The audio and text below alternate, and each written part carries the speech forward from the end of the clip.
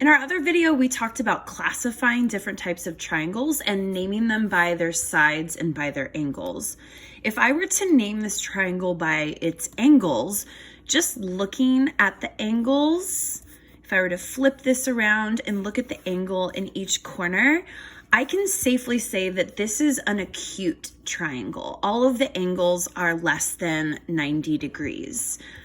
So definitely an acute triangle. But in order to classify it by its sides, just by looking at it, it looks like all of the sides are different lengths, which would make it a scalene triangle. But just to make absolutely sure, all right, so we've got 8 centimeters. And on this side, we've got about 5.2 centimeters. And on this side, 7.5 centimeters. So this is indeed a scalene triangle. So to classify it by its sides and its angles, I would say that this is a scalene acute triangle. You can also say it the other way. It's an acute scalene triangle. Today we're going to talk about how to find the missing angles inside of a triangle. And in order to do that, we need to know what all of these angles have to add up to. And in order to demonstrate that, I'm gonna have to do a little triangle surgery. So, sorry little buddy, I'm just gonna tear off these angles. Oh, so sad. Don't worry, no triangles were harmed in the making of this video. Well, actually that's not true. This triangle was definitely harmed. All right, so what I've just done is I've torn off the 3 angles of this triangle, and what I'm going to do is I'm going to take these 3 angles and see what shape they make when I add them all together. So if I take all of the angles, yep, just like that, and if I add them all together, I'm actually going to use these cool grids on my desk. Let's see, I'll use this one. All right, so I've lined up that angle on this line, and I'll put this angle, I'm going to line it up right here so that the vertices, which is plural for vertex, touch. Cool. Triangle, oops, that one is just messed up. Essentially, all of the angles, all 3 angles in a triangle are supplementary, which means that when you add all of the interior, the angles on the inside, when you add all the angles of a triangle together, you will always get a sum of 180 degrees. Very exciting. So that is called the triangle sum theory. And I'm going to pull this out right here. These are the notes for today. I'm going to pull this up a little bit.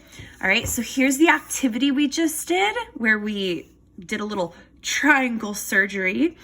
And what we can do is we can also show this triangle sum theory by drawing a triangle and then extending a parallel line from it. So I'm going to draw a triangle, and feel free to do this experiment on your own. I'm going to draw a triangle that looks a little bit different just to prove that it doesn't matter what kind of triangle you draw. So here's my triangle, and I'm going to draw a parallel line that extends down. So if I draw one line on the bottom like this, what I'm going to do is I'm going to draw a parallel line. Oh my gosh, it fits almost perfectly at the top, just like that. I'm going to use my angle notation to show that these are indeed parallel. And the 3 angles in the triangle can be arranged to form a straight angle or 180 degrees. So what this means is that if I were to measure these 2 angles, which I'm going to do, so I'm going to measure this angle first, and hopefully you can help me. So I'm going to line up my protractor. Oh, Sasha's saying hello. All right, so that is 38 degrees. So this angle right here is 38 degrees, and I'm gonna measure this angle on the other side.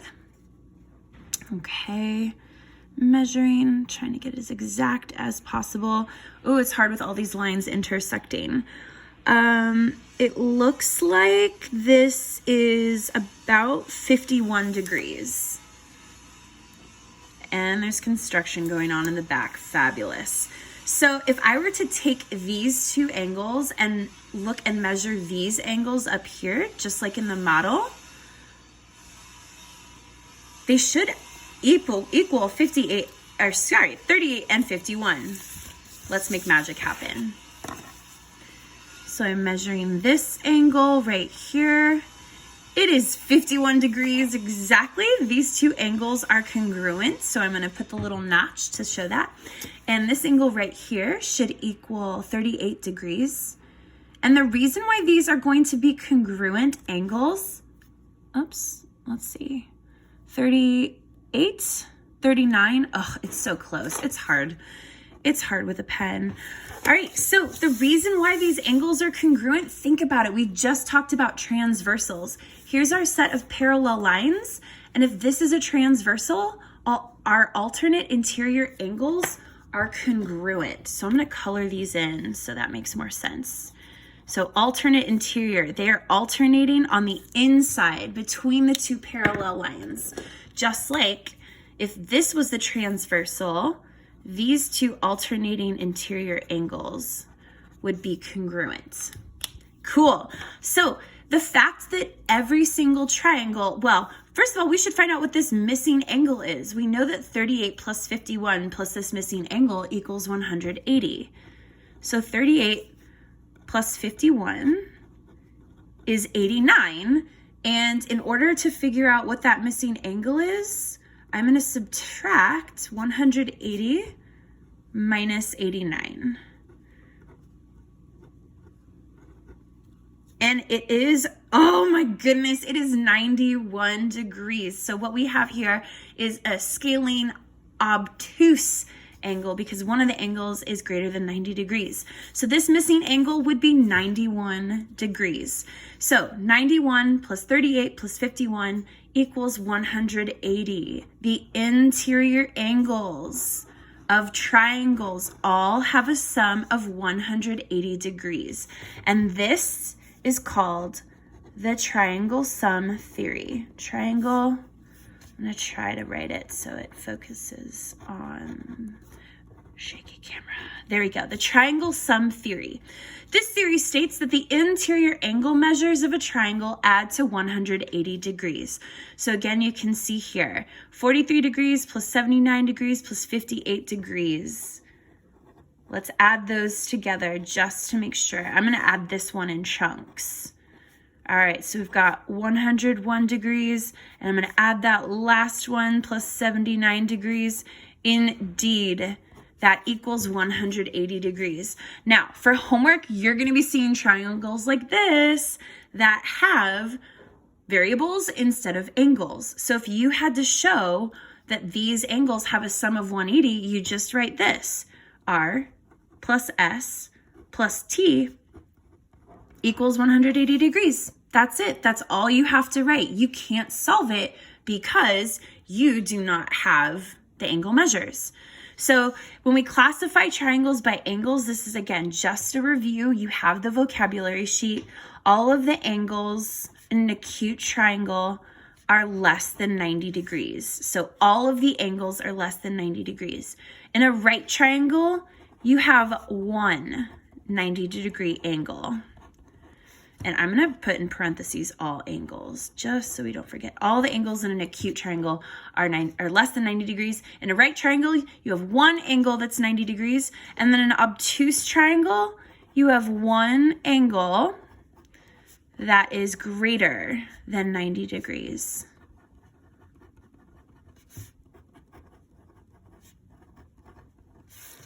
Because if you think about it, if you have a 100-degree angle, you can't have another 100-degree angle because then the shape won't close. So that is a review of classifying by angles, let's look here. Let's do some practice for what you're going to see in your homework. So we need to find this missing angle. We need to find angle X in this acute triangle. So what this means is that all the angles are going to be less than 90 degrees. So if you get an answer that's more than 90, you know you made a mistake. So what I'm going to do is I'm going to add 42 plus 63. Wah! And I get 105 to figure out the missing angle. I'm going to do 180 minus 105, 75 degrees. Moving on to this one, you'll see I've already started it. We've got y plus 37 plus this square is 90. So when we add the two values together and we subtract from 180, we find that y is 50 degrees.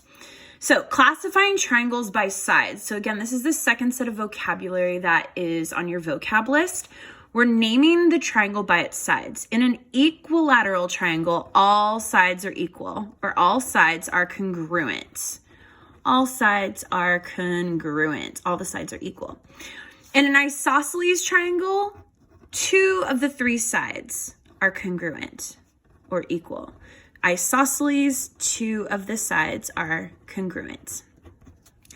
In a scalene triangle, none of the sides are congruent. None of the sides are equal. You'll have all 3 different sides. So no sides are congruent. Okay, so let's do some more practice problems here. Find the angle measures in the equilateral triangle. So this triangle, I'm going to use the notation. Equilateral means all of the sides are congruent, and what you see is that all of these angles are congruent. So how am I going to figure out what is the missing angle? Check it out. We know that the triangle sum theory tells us that when we add all of the angles together, we get 180 degrees. M plus M plus M is 3M. Well, 3 times what gives you 180? And of course, some of you are probably saying, oh, you just divide 180 by 3. Hey, you're absolutely right. That tells you that in an equilateral triangle, all of the angles will always equal 60, because 60 plus 60 plus 60, 60 times 3 is 180. Now, let's take a look at this one. Find the angle measures in the scalene triangle. So again, you're going to have variables here. Don't stress, my dudes. We're going to use the triangle sum theory, which tells us that when you add all of your interior angles together, you get 180. These are like terms. They all have p. So now I'm just going to combine my like terms and add. 4 plus 3 is 7. And 7 plus 2 is 9. So this says 9p equals 180.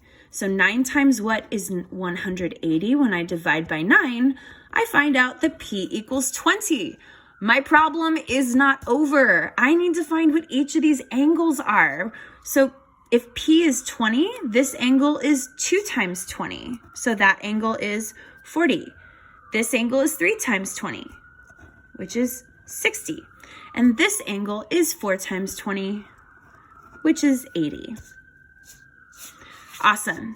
All right, let's do this one right here. The second angle in a triangle is twice as large as the first. The third angle is half as large as the second. Find the angle measures and draw a possible figure. All right, word problems. A lot of us stress out with these. So what we know is X is unknown, and X is just an angle measure to even start with, all right? So let's have X represent angle number 1, because we don't know what angle number 1 is.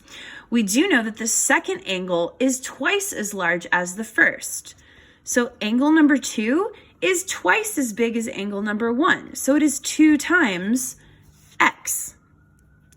Angle number 3 is half as large as the second. So angle number 3 is half as large or half as big as the second. Well, if you take half of 2x, dividing that by 2, you just get x. So what we're gonna do is we're gonna add x plus 2x plus x. And that is going to tell us that all of those angles together equal 180. When we combine the like terms, x plus 2x is 3x, and plus 1x, because remember, these x's by themselves are just 1, we get 4x equals 180. When I divide to see how many times 4 goes into 180, I get 45 degrees. So that tells me that angle number 1 is 45 degrees. So angle number 1 is 45 degrees. Angle number 2 is 2 times that, which is 90 degrees. And angle number 3 is 45 degrees. If I wanted to draw what that might look like, I'm going to start here with a 90-degree angle. And if I know that these two angles are equal, I'm going to try to make these sides equal, just like that. And if I want to be a stickler and a mathematical expert, I will draw my notation showing that those are congruent angles. All right. Y'all are doing awesome. Just a few more things. Here are the parts of a triangle. So the midpoint, guess what? The midpoint is the middle of the base of a triangle. It is the middle. Ooh, shaky cam, middle. Altitude is the actual height of the triangle. So the altitude is the actual height of the triangle.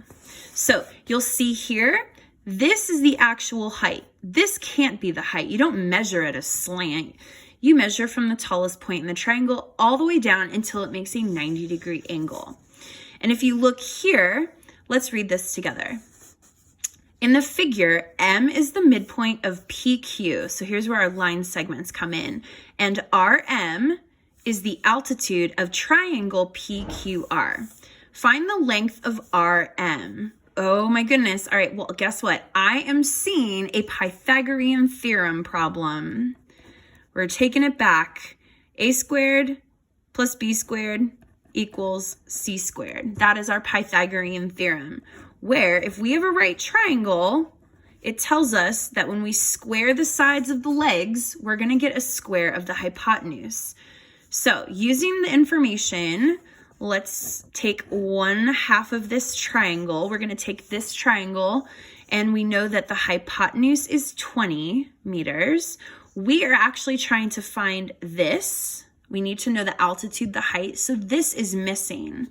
Now, we know the length of this leg. If M is the midpoint and the base is 24, that means that MQ is 12. It's half. This is the midpoint. 12 plus 12 is 24. So now I'm going to use the Pythagorean theorem to solve. X squared plus 12 squared equals 20 squared. For some of these problems, you're definitely, you know what, go ahead and use a calculator. I know that we actually learned these squares, so I'm just going to do the math without a calculator. I like to live dangerously. So now I solve to see what x squared is. So let's see, 39, 6, 5, 2. So x squared is 256. So to figure out what x is, I need to take the square root. And when you take the square root of 256, you find out that x equals 16. So the length of RM, which was asked in the question, is 16. What a terrible 16. It's 16, not centimeters, it's 16 meters. Okay, last part. This is more of a discussion thing. Can a right triangle be equilateral? No, because in an equilateral triangle, all of the sides need to be equal and all the angles need to be equal. And you can't have a 90-90-90 triangle. That's just not a thing.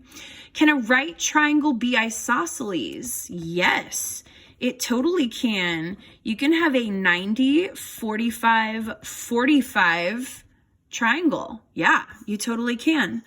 Can a right triangle be scalene? Absolutely. You can totally have a right triangle that has a 90-degree angle and like an 80-degree angle and 110 degrees. No, I did the math wrong, but you know what okay, I'm gonna write this down. 90 degrees plus 80 degrees, that is 170 and 30 degrees. Ta-da, there we go, scalene triangle. Boom, boom, boom. Okay, can a triangle have two right angles? No, that's what that would look like. A right angle here and a right angle here. That's not even a polygon. It's not even a closed figure. Can a triangle have two obtuse angles? Well, that's an obtuse angle and that's an obtuse angle. Obtuse, obtuse. You can't have a triangle that looks like that. So there we go. This is a super long video. I apologize, but there's a lot to cover when it comes to triangles. I know. That video was ridiculously long, but I promise it'll help you with your homework. Please don't hate me.